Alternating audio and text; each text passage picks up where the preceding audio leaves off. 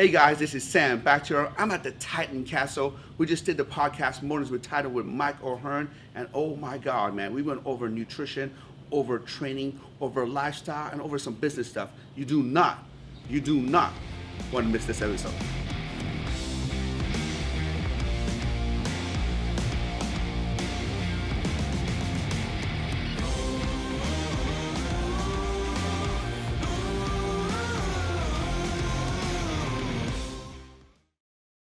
Brother, this is a long time coming. I know, man. I know. With your schedule, my schedule, and everything we got going on, you know, it's a long time coming, man. I've been a big fan of yours forever. I remember living in Pennsylvania, you know, just getting into bodybuilding. I was going to Penn State, seeing you on the covers, seeing you lifting, seeing you dominating all the shows. And then I got to know you from mutual friends. And I'm like, man, and what impresses me, Mike, is your longevity. I mean, gosh, man. I mean, we know you're not 25 anymore, but you look 25, 30 27, years old. 27, right, 27. yeah. I mean, so I have a bunch of questions. I'm going to shoot you a bunch of random questions. Well, we got to first give a shout to Rez for making all this happen. You know, big shout out to my boy, Sean Rez, for making this happen. The introduction, the proper introduction. The proper, right. You know, and, right. and you know, I came to Gold's Gym, didn't know what to expect. You know, we came in and, you know, you were just, as advertised, man, you know, real genuine, real cool, you know, and I was like, man, I was kind of a little starstruck, you know, and I'm like, I don't know, you know, because like I said, I've seen you I've seen you for years, you know, and I've mad respect with what you have done in the fitness industry. Thank you, man. You know, Thank you're somebody that I've always looked up to. So that makes you old. That makes you old. Thank you.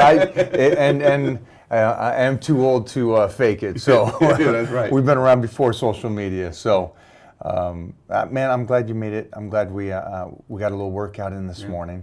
Oh my God! Let's talk about the workout for a second, man. I mean, Jesus, you know. How long have you been working out for? I've been working out for 30 years. But you did some stuff, a couple of things today I've never done before. And that's what I love when I'm working with people that understand and without me saying anything can see the difference. And we talked about that today. We talked about can you get the workout in with less mileage and still get the work done. And that was one of the things that I hate. I hate saying why I'm doing something. I'd rather you do it with me, and then afterwards you understand the process. It's that whole Bruce Lee, you know, it's not enough to do it, and then you'll be able to answer your own question.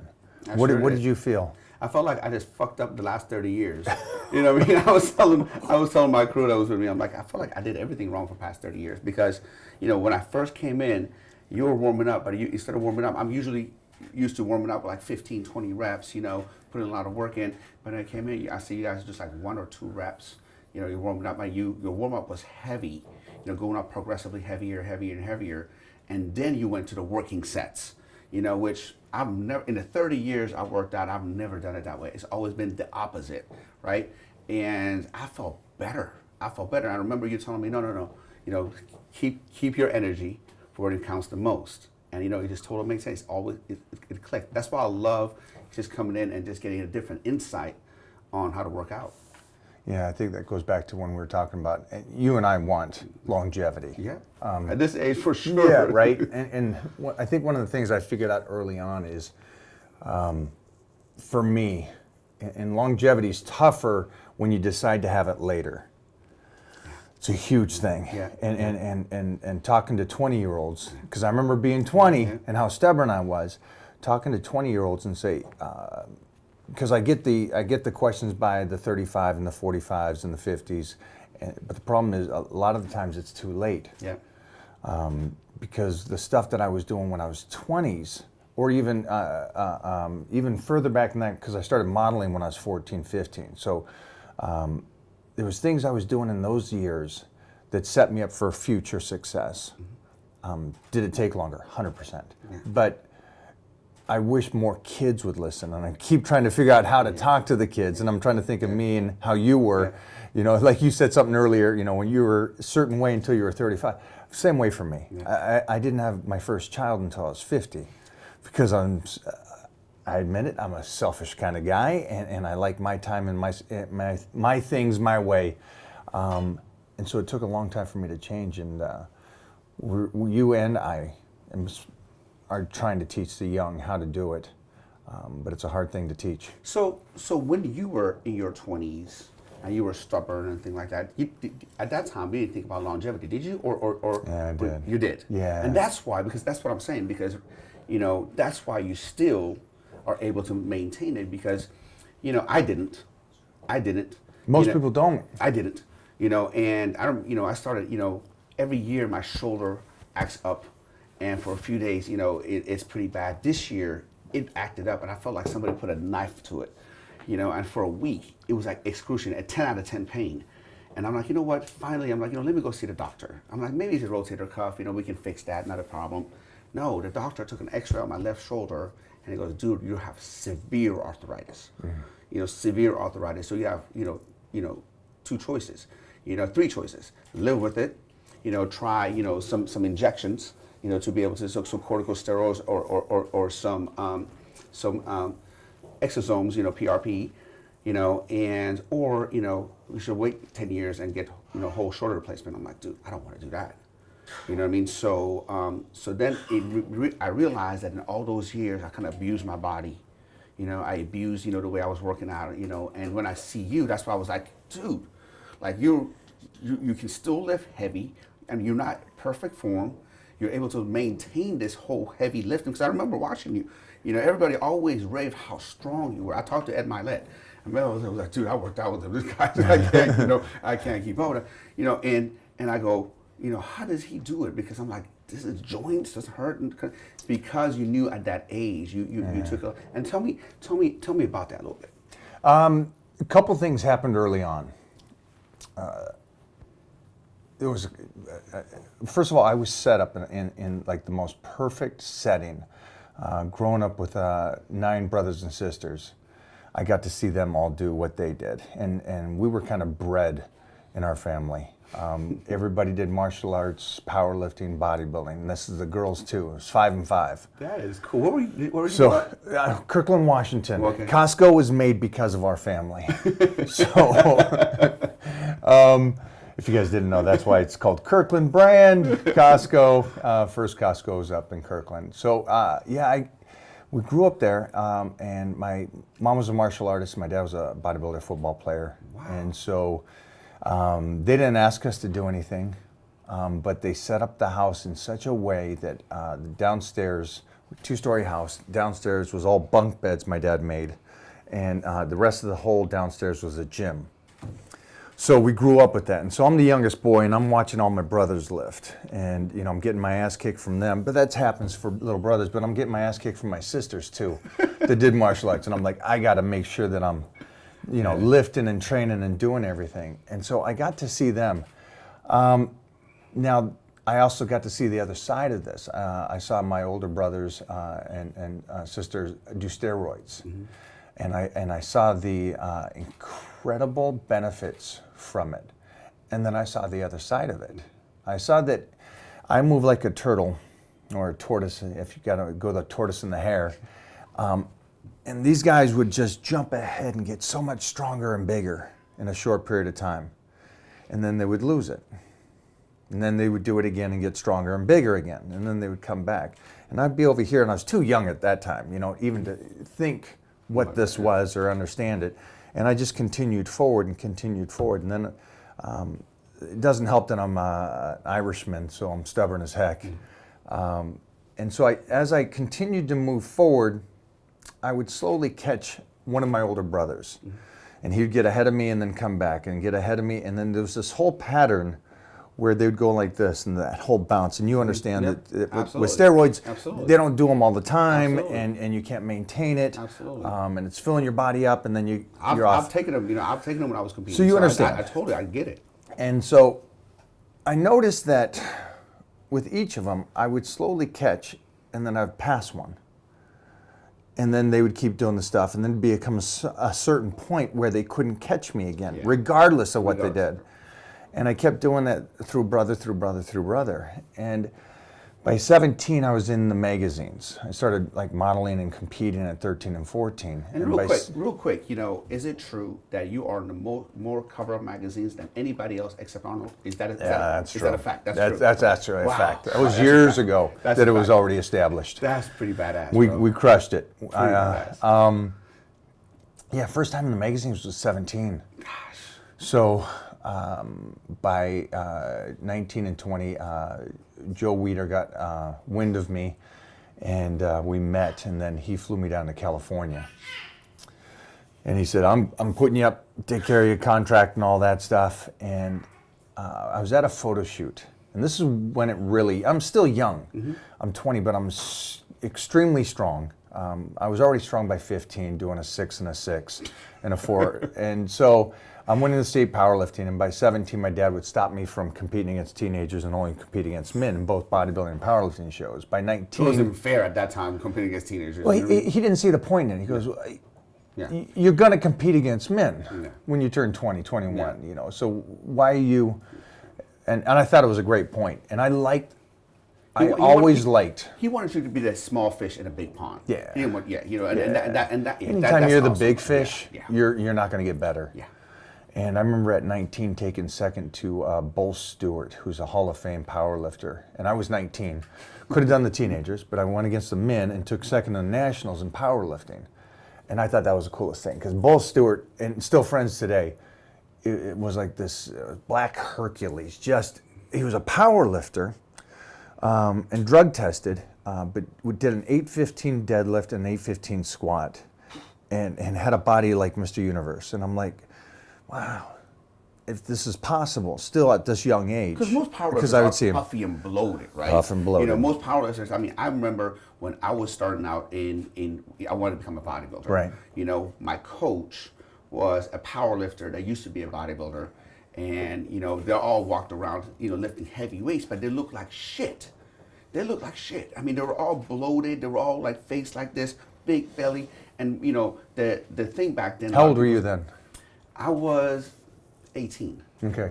You know, and you know what we did. Our protocol was this: we go lift some heavy weights, and we go to all-you-can-eat buffet. Yeah. That's what we did. Yeah. You know what I mean? And that's what was like, hey, you got to be able to do this if you want to put on mass. You got to gain all this. But most of the weight was junk, was fat, bloat. You know what I mean? Water. But was there a stereotype at that time too that it's like because of the gym you're training at? Because I'll tell you what my gym was like, but it was like, no, this is what's cool. Yeah. Being like these guys isn't cool because they're weak and they look good, but they're weak. Oh yeah, it's better to be this kind of heavy set guy that's strong. And I was like you. I was like, why not be both? Yeah.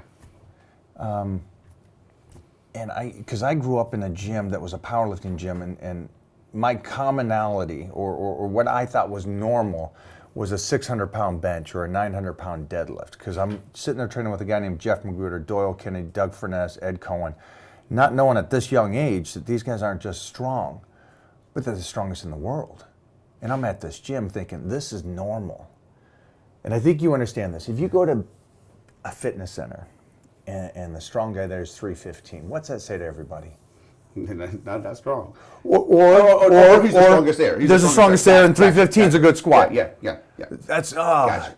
You go to a new gym, you see a guy do 365 on the squat, and you're like, whoa, haven't seen that before. But you grow up with the mindset of 900 is average, a 600 bench is average.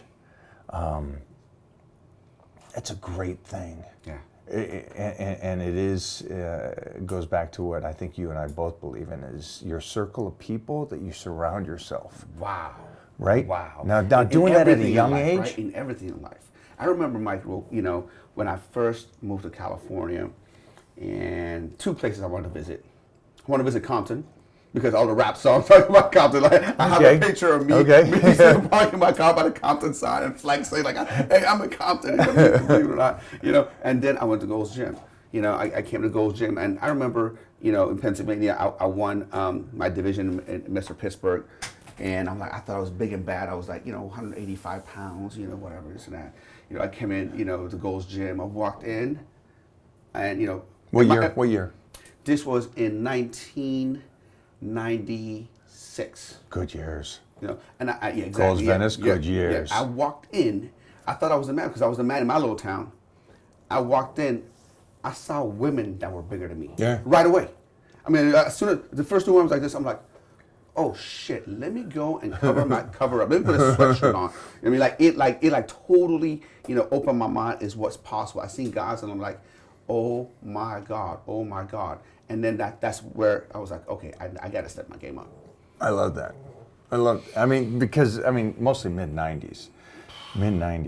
One of the big things for me is, I'll go back to the one story, but let me just finish because you said something. You said you wanted to put something back on. Mm-hmm. Since I was 13, I started wearing sweat clothes, and I never went away from that aspect because it's funny. It's a little thing for me, but I don't do tanks, I don't do shorts, I don't do anything like that until I have a better physique than like Arnold or Robbie Robinson or something. And it's my way of showing respect that there's no way I should walk around in a tank top and showing my stuff unless I'm better than those guys. And that's just me, and it's something I never changed since I was 30. So when you work out, you don't wear shorts or tank top? Never. And you're like Quadzilla. I seen your quads. I mean, holy shit, doesn't get bigger quads than that. Yeah. I don't do it out of a couple things. One is that's just you. That's how you. That's my mentality of until I am better than them, I shouldn't show it. I need to really cover up. It's my way of showing appreciation and respect to. I know that what true potential. Also, I don't want to get carried away posing around. The gym is the same aspect to me as a guy that's working on a car in a garage. What do? First thing they do is they go in, they put on their overalls because they're going to get down on the ground, get under there. There's going to be grease and oil, and they're going to get dirty, and they're going to do their stuff. And that's my same approach in the gym. I don't want to go in. The work done. I go in there to train. I don't need to see the muscle to know that I'm working the muscle. You never see your back. And if you can't isolate it, and what I always say is being able to see it without looking, then you're not going to get a physique. Because you're just kind of going through the motions, or you're looking in the mirror seeing what's working, but that means there's body flaws. You're not going to see your hamstrings, you're not going to see your back, and unless you can mind a muscle, it's no point. So there's a whole bunch of reasons why I'll cover up. I'll go in to do the work. I'll train at 4 in the morning. We were training at the same time. Tell me why at 4 in the morning. Started when I was young, because I'd get up and I'd do the paper route and I'd work out. The paper route. Paper route, man. There's 10 kids. We had to pitch in. And all 10 kids are like me. So imagine my parents both working, trying to feed this. Yeah. So we do the paper route. I'd get my workout in, and then I'd go do school. And it stayed with me in the aspect that training is foundation. Training has nothing to do with your life or your business. Training is your foundation. It's getting your mind right. It's getting into a battle. Mm-hmm. And I love that approach. And that's why it's 4 o'clock in the morning, 4 to 6. You can't give me a reason besides you're tired. There's no work to be done at 4 to 6 in the morning. You don't need to make calls at 4 to 6 in the morning. The only thing is, so you give up a couple things at night to get to bed on time so you can train at 4 to 6. You get your space, and you never miss a workout. I feel we're exactly the same that way. For me, it's like, even with the family, I'm like, well, they're sleeping. You know what I mean? I'm not taking time away from the family. So while they're sleeping, I'm going to go get my work done. And, at this point, after a while, it has become my new drug. Like if I don't work out, then the whole next day I'm cloudy, I don't feel right, I'm stumbling, I'm slurring my words. I'm just not the same person. I'm not at my optimal when I don't work out at 4 o'clock in the morning. But now that you do that, how productive? Oh, absolutely. Like I crush it. Yeah. I crush it, and I can't go any other way. I mean, I'm the king of productivity now because of that, because everything gets done, everything is scheduled, and I get stuff, So when people say to you, I don't have the time. That's bullshit, man. That's bullshit. It's not the time, it's not priority. Right. You're going to make time for what's priority. Somebody said that. They said, change the terminology. Say, instead of saying, I don't have the time or something like that, just say, I don't want it. Yeah, exactly. And then see how that feels. 100%. 100%. I mean, look, man, if the president of the United States can make time to work out, you know what I mean? We got a lot busier people than I was. I got a message while we were working out. somebody DM me on IG, they're like, I want to work out at time, but I want to sleep. When do you sleep? I said, I sleep when I'm dead. You know what I mean? Like I got,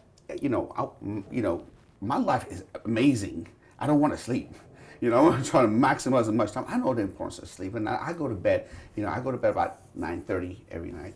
But if I get 5-6 hours of sleep, I'm good. I don't need 9 hours of sleep. I remember when I was bodybuilding, when I came here, I was working as a personal trainer at Milos's Powerhouse Gym. I was working like 30 hours there. I was going to school when I'm going to school full time at Los Angeles College of Chiropractic. I was taking like 22 units, right? And I was bodybuilding and I was doing everything. And my colleagues, they're like, well, man, I need my rest. I can't have a job. And they were living off their girlfriends. Like their girlfriends were paying their bills. You know what I mean? And I was going to school doing all that. And the fun part is that when we competed, I kicked their ass. And I realized, man, if I sit home, you sleep, all I'm going to think about is food. I'm too busy to think about food. I was running around. With you, man. I came in straight. If I sit here, the fridge is right there. Every commercial is like a food commercial. Yeah. I'm like, I can't do this, man. I got to get out of here. It's funny because I'll say, and the more studies we do, they're finding out that it's the quality of sleep, not sleep. And everybody's stuck on hours. Everybody's stuck on the 7.5 is what the doctor says. You got to get your 7.5 hours. It's actually the deep sleep that you need to get to get fully recovered. And then it's also on top of that. It is. I ask people. I say, let's say hypothetically, you sleep 10 hours. I sleep 5. You wake up after 10 hours knowing that you hate your freaking job and where you are with your life right now. And you go and live your day. In the next 14 hours that you're awake, you got to do this thing that you hate. Where I wake up and I'm excited at 3 o'clock because I get to train at 4 o'clock. And I get to go bust that. And then after that, I can work from 6 to whenever, kicking ass on the business that I love. So whose cortisol is released? Yeah. Right? Sure. Throughout the day. Sure. Who's going to break down everything? Sure. And who's happy and enjoying and then going, all right, time to shut it down and let me get to sleep because I get to get up tomorrow morning. You and I function off of 5-6 hours. Talking about sleep, you have any hacks for sleep? Do you have anything that you do, any rituals you do that, you said, okay, well, I'm sure you have like a pre-workout regimen, something that you do. Do you have any hacks for sleep before you go to bed? I do X, Y, and Z. Easy reading is puts you out for 100%. me. Yeah, I gotta agree with that. And I grew up with dyslexia, so reading is one of those things that I cannot stand. And so if I do that, but it's basically just shutting down the mind for me. Yeah. For me, it's the excitement about the next day. I'll fight all day long, like we do. Everything's an approach like a barbarian or warrior. I just attack the day, and then when it's time and it's done, put the gloves down in a sense, turn off the TV, make sure that's off, make sure there's no disturb. I turn on a high-powered fan upstairs so that I get some good white noise. The pups come to bed and I'm out. Nice. Yeah, Nice. It's just, the other thing too is always on the forefront of my mind, if I do this, then this is what's gonna happen. I'll be able to continue the life. And then what I did was I did that one day at a time. And then it's turned in since the day you saw me on the cover to today. Yeah. And it's that one day. You just got that routine packed. You do something for so long, you know exactly, like the basketball player at the free throw line. He goes, dribble the basketball 3 times. Boom. Flip it, he knows the shot. And after a while, you got that down. So we talked about pre-workout, right? So tell me about your pre-workout regimen. Tell me like what are some of the rituals that you do? Because I know you work out at 4 a.m. I know exactly what I do. But I'm curious to see what you do. Now, I got to hear this, so tell me what you do. Okay, so first thing first, man, I got to have my clothes set out the night before. I'm that guy. I got to have, I do everything the night before. So my clothes are already set out. I don't take any caffeine or anything, but I do take a pump formula. So I have that set up. I put right with Gatorade Zero. It's right next to my dresser. So I get up, get dressed, drink my little pump formula. I go downstairs to my office. And I read my goals 3 times. While I'm reading my goal, I actually recorded myself recording it. So I'm reading and listening to my goals 3 times. And right that, I'm headed to the gym. Nice. That's a good little Yeah, start. yeah. That's a nice thing. What's the time on that? So I get up at 3. I finish about 3:40, and I'm at the gym by 4. The same. When do you eat? So Or you fast? So here's the thing. I've been experimenting, and I'm going to talk to you about that. Yeah. I mean, I'm going to talk to you about. I've been experimenting with different, because at this point, I'm not competing anymore. So when I was competing, it was like every 3 hours, every 2.5 hours. I know where you're going with this. Every I like 2.5 this. hours. Like Right. I'm the guy who left. When I was going to school, I had 3 big bags. Everyone made fun of me. So I had a bag of my school clothes. I'm bag of my gym clothes and my food, and bag of just the books. So I came there with 3 bags all the time, going there. Everybody made fun of me. Like, where are you going? I'm like, dude, I got my work, I got my clothes, and I got to study. So I've been experiencing. So for years, I was doing the traditional bodybuilding diet. Every 2.5 hours, a regular meal of protein shake, Bill Phillips, 101. But now that I experimented one time with ketogenic diet and that was when, remember Mike Perillo? Yeah. Remember that? When he came out with Cap Try, the first MCT of his time, from what I know.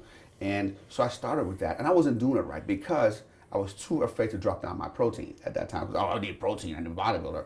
So that was kicking me off the keto. And I remember taking a test one time in Penn State, and I had no carbs for literally 3 days. Right. I blanked out. What was your fats at? See, I was. Were you doing the MCTs? No. Okay. No, I was messing up. Man. Okay. I was messing up. I was too afraid to eat fast. I was too eating, so I was eating all protein. I had no fuel. Oh, you got nothing there. Yeah, and you're already in shape, so you had nothing. nothing It's there. not going to any fat on you. It's a funny story. I got this chemistry test, right? No, it was physics. It was 25 multiple choice, because I still remember to this day. And I'm going, the first 5 I crushed. First 5, that was easy, that's easy. I got to the 6th one, and I can't get the answer. And I'm like, okay. So I start panicking. I get to the 7th one, I can't get the answer. After that, I started, I started self-destructed. profusely sweating. I started shaking, and I'm like, and the teacher was like, yeah, 5 minutes left. I went A, C, D, E, and I tried to hack the teacher because they give you an A and B test. I didn't put which test I took because I'm like, I fucked up so bad. I'm like, give me the higher one. Yeah. So the teacher calls me up, goes, Sam, you took the test, but you didn't tell me which test you took. Was it A or was it B? I'm like, you know what? I don't know. She was, well, I ran both. You only got 25%. I went from an A average to a C average, and that's when I found out that, you need some fuel, whether it's fat, whether it's carbs, you need something. So today you fasted. Today I've been doing intermittent fasting. Okay. Let me ask you this then. Are you experimenting more with nutrition now because you're not competing? Absolutely. And the reason for that is why? Because when you're competing, you're afraid, right? You're afraid to try new things. You're afraid to, you've been taught that, okay, you need to eat every 2.5, 3 hours. You need to make sure your body has protein all the time. That's what you've been taught. And that's what worked for me for so long. But now I'm like, I'm not competing. I'm not trying to get yoked. I'm not trying to step on stage. I just want to be healthy. I want to maintain. So I'm more, open to, different diets and things. I love that because I've been doing that for the last at least 12 to 15 years. I'll try different things, mostly because I want to be able to talk on everything. And so, first of all, don't talk about anything that you don't do yourself. Yep, absolutely. Right? Apply it to yourself. Now, if it works on you, great. Now apply it to clients or people that you work with. See how it works with them. And that's one of the greatest things is I got to really study, because the other thing is we've been jacked our whole lives in a sense. And there's a lot of muscle there that's not going to go anywhere, regardless of how we diet. So I'll experiment on all sorts of stuff. How low can I go with my protein? And there was a whole year I did about 4 ounces per meal. Which is nothing for you. a 280-pound guy. So, It's for a 125-pound girl. Yeah. My girl eats more than that. And so, but experimenting like that, or doing a keto diet, or doing the zone diet, or doing anything like that, a diabetic diet, or anything, you learn. You learn.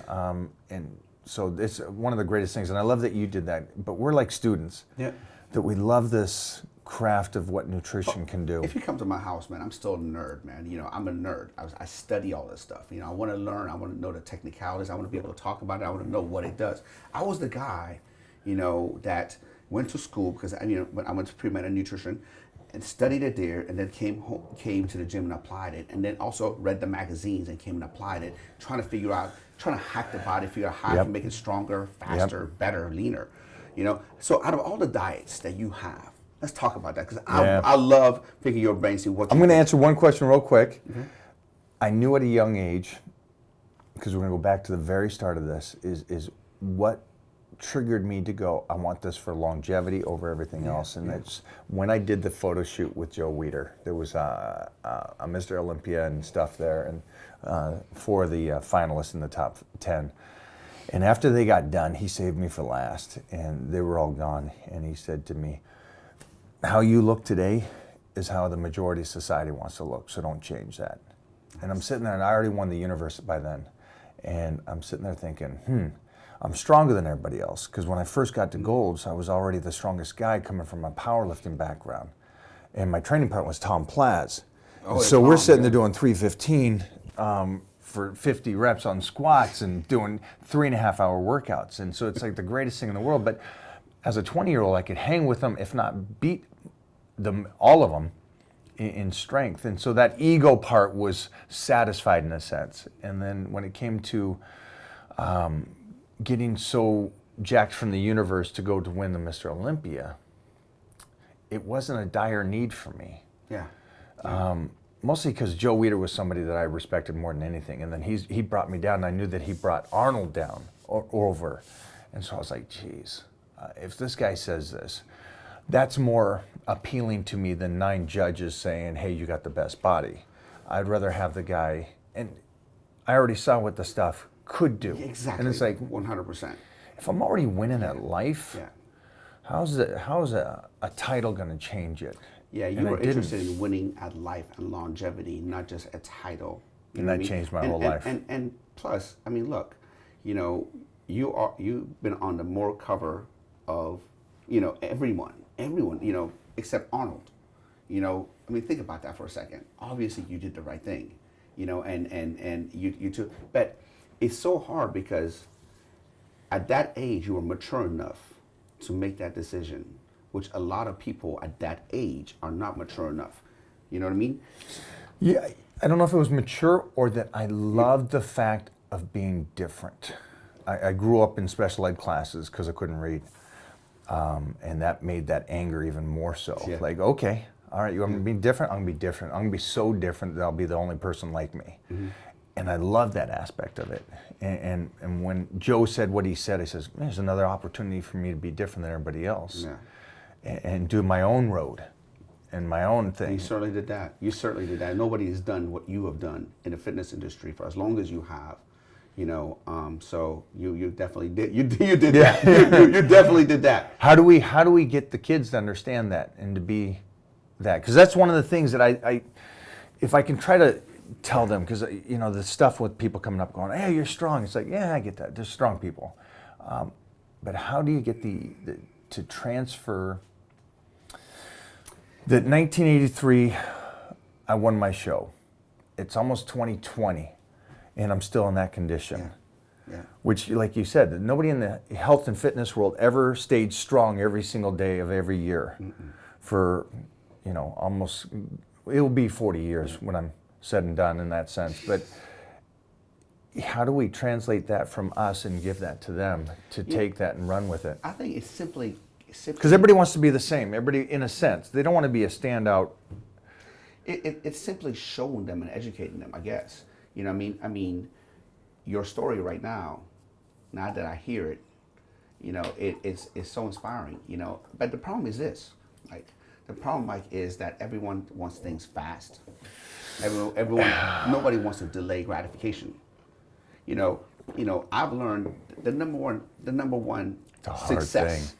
If you want to be successful, you know that about the marshmallow test, right? The marshmallow test is a study that did it in Stanford in 1940s. Right? So they had 7 or 8 kids, you know, sitting down, and they brought marshmallows in front of them. And they said, for every marshmallow you don't eat within 30 seconds or a minute, we give you another marshmallow, you know. and some kids ate it, some kids licked it, some kids didn't eat it, you know, and then they followed these kids for the rest of their life. And they found out that the kids who were able to not eat the marshmallow, which means delay gratification, were the ones who were able to be a lot more successful than the counterparts. These days, everyone wants things fast. We're in a microwave society. I want muscles fast. I want knowledge fast. I want to become a multi-millionaire fast. Nobody wants to put in the work and the hard work. I mean, and that was me too. I mean, I'll be the first one to tell you. You know, I fell into that. You know what I mean? And it takes education. When somebody comes up and a kid comes up, tell me, hey Sam, you know, I want to work out and you know, and I want to do this, and should I take some steroids? I go, bro, take your body as far as it can go naturally. And at that time, if you still want to do it, then let's talk about that. Go for it. You know what I mean? But don't, you're going to... Ground 0 to 100. Absolutely.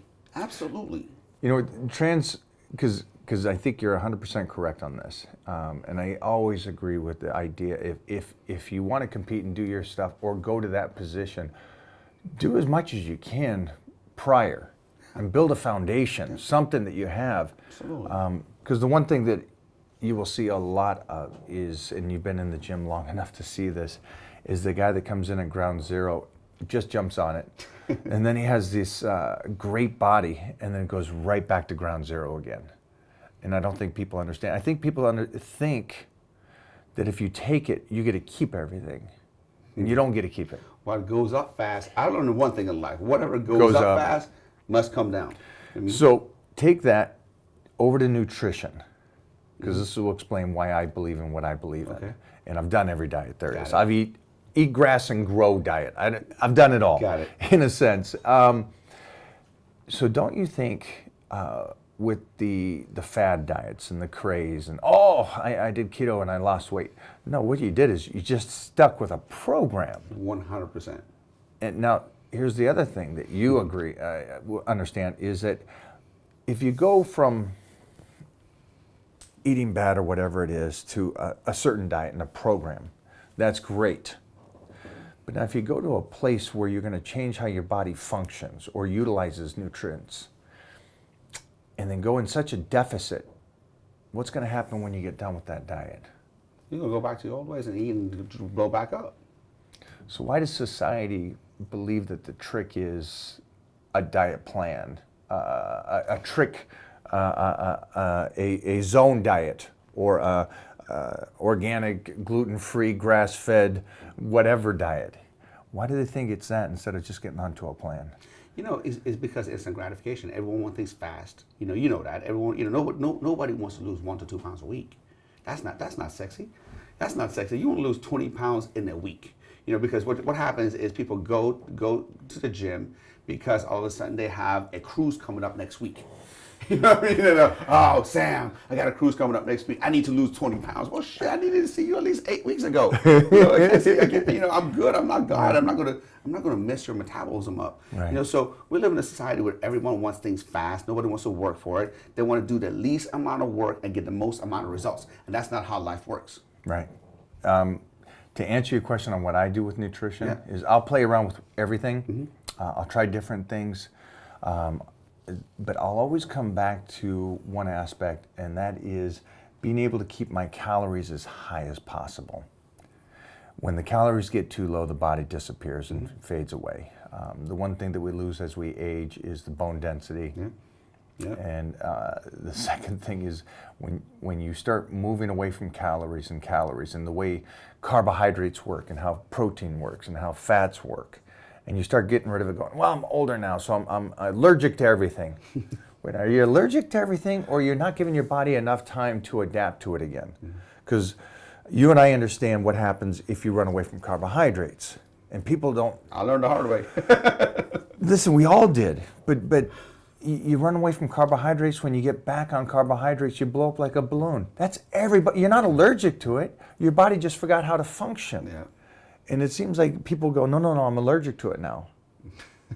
All of a sudden. All of a sudden. Okay. Here's the, I live with a girl that can eat croissants in the morning, bread in the afternoon, and pasta at night. And she just had a baby. And she's back in shape. As a six-pack. Yeah. So it's like, Guys, stop that. Stop saying that it's your genetics, and stop saying it's this and that. It's just, So tell me your typical regimen. Tell me your typical eating day.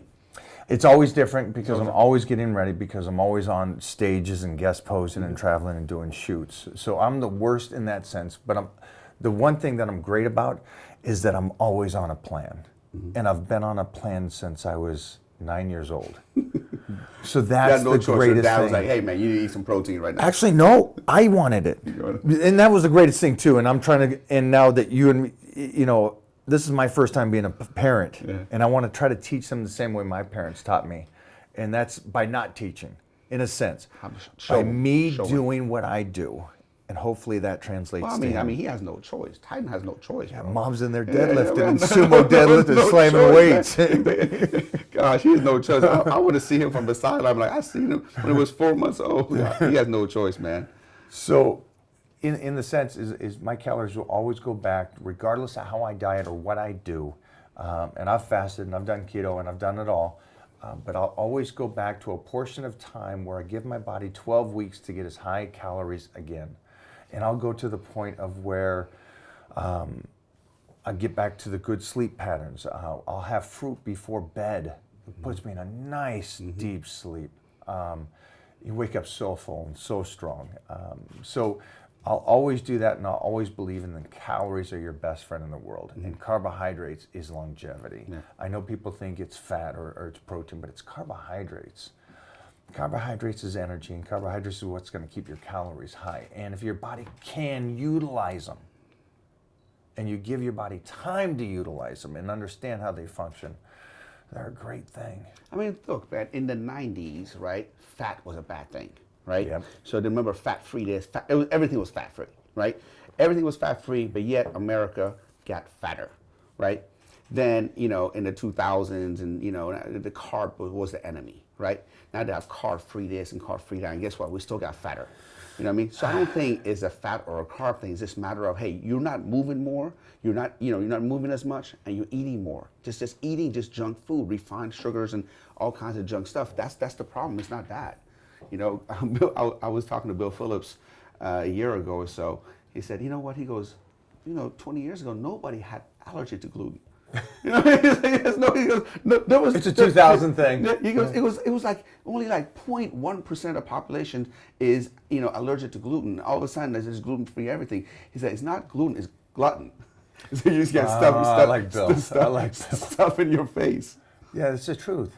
It's funny because I love Richard Simmons, and I think Richard Simmons actually kind of got it right. In the aspect of keeping it so simple. And you and I study this. And if we want to get into a dialect and go deep into this with somebody, we can do that. Yeah. And it's going to confuse them. Yeah. Absolutely confuse them. But Richard did it, and he broke it down in a simple way. Eat a little less than you were eating, in a sense, if you were eating bad. You know, cut back on the pizzas and stuff, and move a little bit more. That's it. How hard is that? It's not that hard. but you and I have seen this every year, and I love the guys and girls that come in on New Year's Day, and they get on the cardio, right in the back, right on the cardio, and they start running. It's a new year. I'm going to get in shape. 2 weeks Holy later, cow! And I think 2 weeks later they're gone. They're gone. But it's like, why run? You didn't train all year.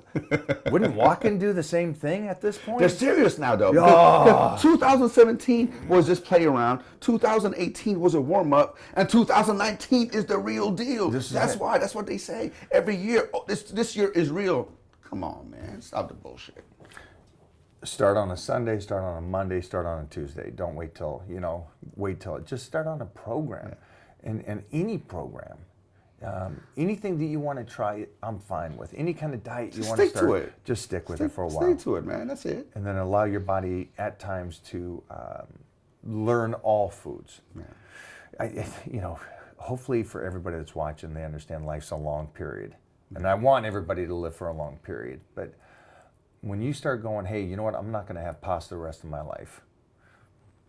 That's something I can't make that. I can't do that. I don't have that much willpower. You know, for me, what's been working lately is because I know I can't graze. You know, when I'm grazing on food, you know, having small meals, I'm hungry all the time. Yeah. You know, it's all I can think of. I'm at work, all I'm thinking about, oh my God, what's my next meal? I need. Right. So I want to be focused. So what I've been doing, I've been fasting till I get home.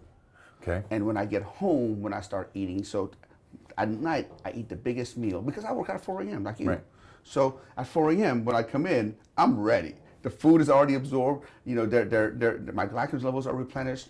I'm ready for war at 4 o'clock because that's my most important. I need to be energetic. There you go. But if I eat during the day and I'm grazing, I'm always hungry. And if I eat a big meal during the day, I'm lethargic. I get a little more tired and I want to kind of, you know, take an anabolic nap, and I don't have that freedom. Right. You know, I'm going to be able to be as productive as possible. So that's what's been working for me. How long will you do that?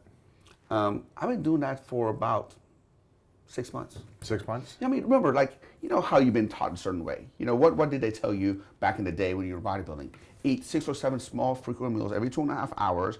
You know, eat like a king in the morning, like a peasant in the evening, right? Oh, you know, I like that. You know, that's what they're talking. So you know, I ate more during the day, and you know, don't eat after 6 or 8. Whoever the fuck, taught that. So I cut my food like 6 or 7 o'clock, and then remember, I work at 4. I work out at 4. I had nothing. I would come in. I couldn't get a pump.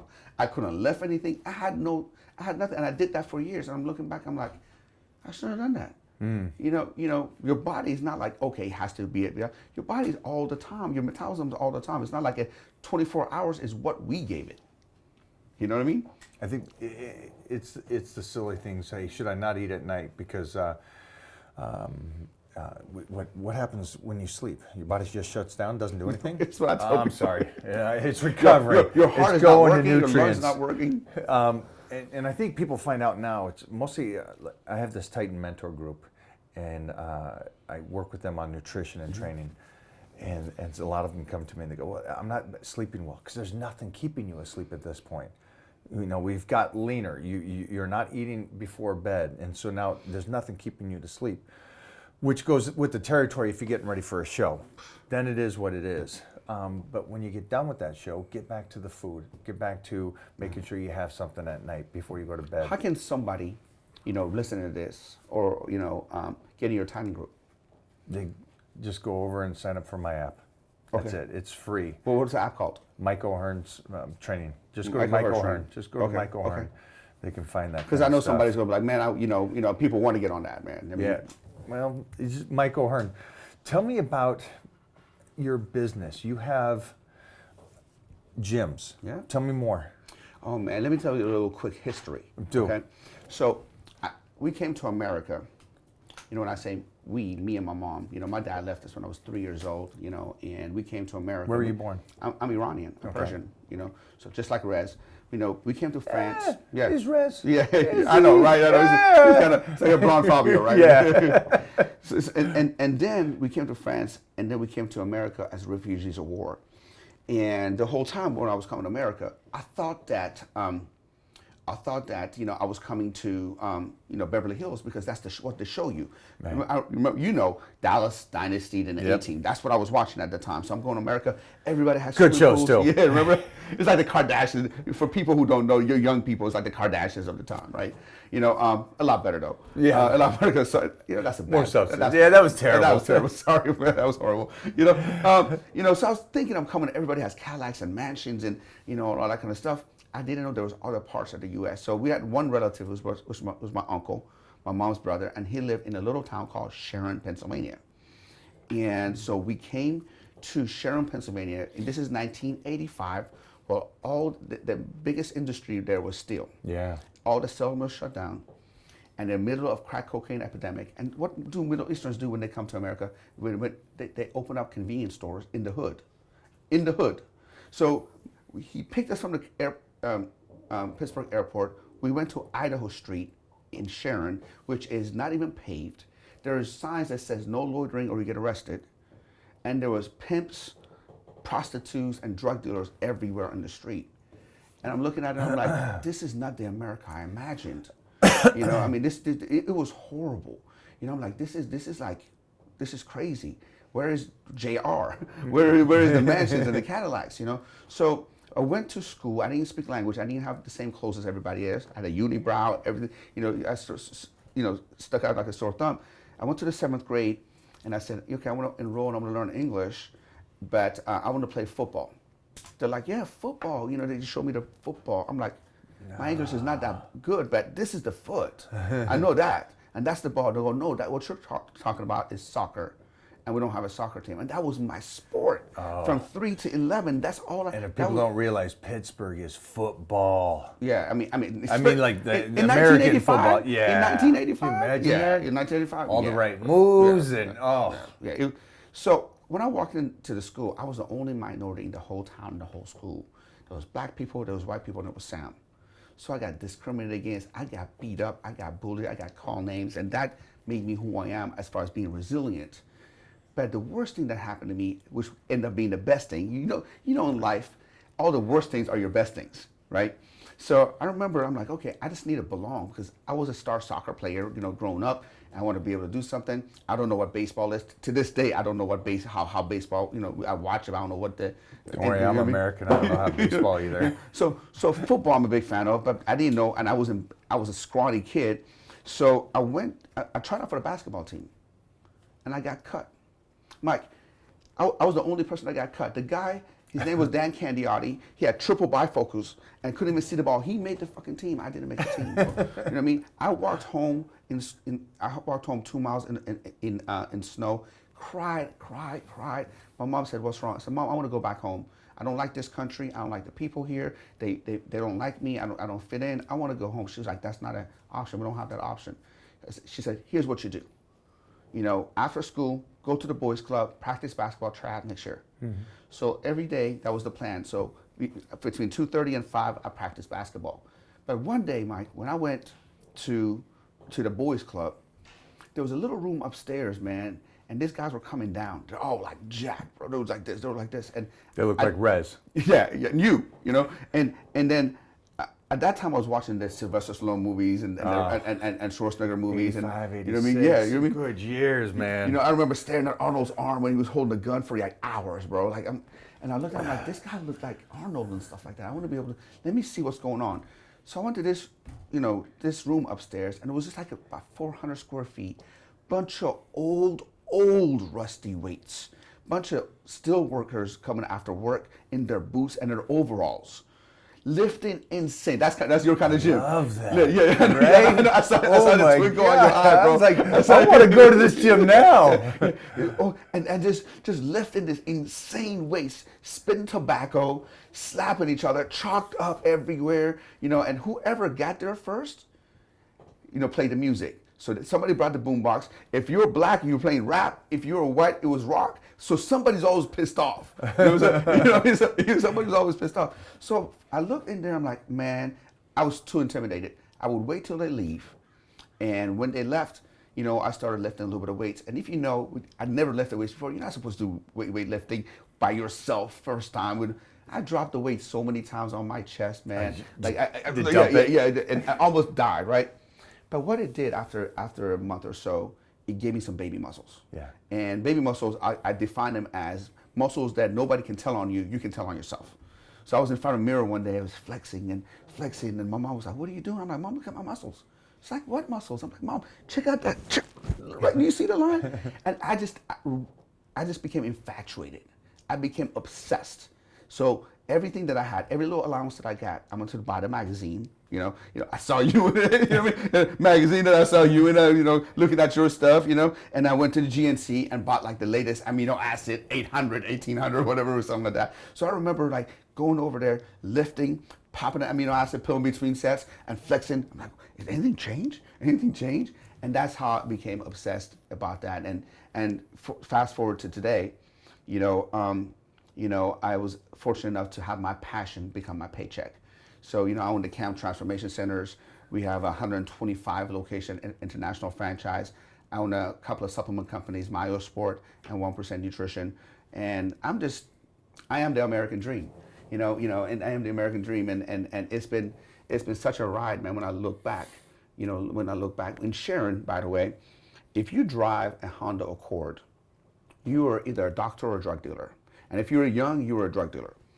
When I first came to California, I only seen BMWs and Mercedes in magazines. you know. And I remember like coming there, I'm like, oh my God, you know, I've always been a car fan. I remember going to South Coast Plaza for the first time, and I look at the valet and look at what was out there. I didn't even go to the mall. I didn't want to go in the mall. I was just outside like a stalker looking inside of these cars, and I'm like, what the heck is going on?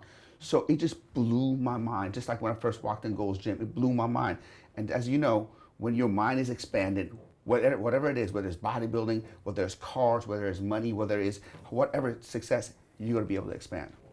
I love that. It's funny. One great thing about the podcast is that I got to meet such elite humans, but none of them came from money. All of them had a downfall. All of them had a hardship. Most of them came from overseas. Again, most couldn't speak the language. And they all became successful. And not just successful, not just average, not just surviving, but just the American dream, the living it. And you do. You wake up at 3 o'clock and you're excited for your day. And it's because of everything you went through. Man, it's such a, I guess, a commonality that I wish more people would understand. Those hardships come, but it's what happens from that hardship, and it's the greatest thing that could come from that hardship. Yeah, I think for all the people who are listening to this, you know, I've had so many hardships, and so many times that I thought, you know what? I mean, here are some of my downfalls, right? Obviously, you heard the story coming to America without a dad and $500 in one suitcase, getting cut from the basketball team. Bro, I've been divorced. You know, I've been bankrupt. You know, my house has been foreclosed on.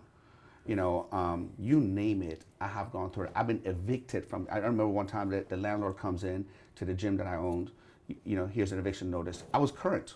Not that I was late. He was like, I need the building, you have 30 days. I'm like, what am I going to do with my clients? You know what I mean? So every setback that I had at the time when I was younger, I was devastated, you know. But here's the thing. Some people get devastated and let a setback set them back, and they go into deep depression and they never bounce. You know what? When I have a setback, you know what I do? I just go have a whole pizza, go to bed, and next day I'm right back on. Ready. Right back on, baby. Right back. I'm ready to battle. I'm like, okay, how I'm going to be able to do it? And for those of people who are listening, you know, setback is a perfect stage for a comeback. Yeah. You know what I mean? You don't see it right now, and you might not see it, but Steve Jobs said you never see the dots going forward, you connect the dots going backwards. You know, and now when a big challenge comes in my life, Mike, I just laugh. You know, kind of some of the MMA fighters when they get punched straight and they laugh. They smile. Okay. Smile. Okay, you got me. It's on now. I like it. So great metaphor. When life now punches me in the face, you know, I just smile like, yep, you got me. I know what I got to do now. I love that. Yeah. I love that, man. Thanks for taking time today. Brother, we're going to do this again because I want to, at a future time, jump into the business aspect on what you've been able to do. Absolutely. I know more than you guys know, and so I want to go into that. And then I also want to go a little deeper on nutrition. No doubt. There's a lot of stuff I think you and I can get into on this nutrition, on the different aspects of what to do at what stages to do. I would love to learn your perspective, you know, and what you have done. So absolutely, count me in. You tell me, and I'll be here. Yeah, and then the understanding of longevity and how nutrition can help you in that aspect. Absolutely, and the training. Thanks Mike. Brother. Thanks for having me. I appreciate Absolutely, it. Man. Thank you. Thank you.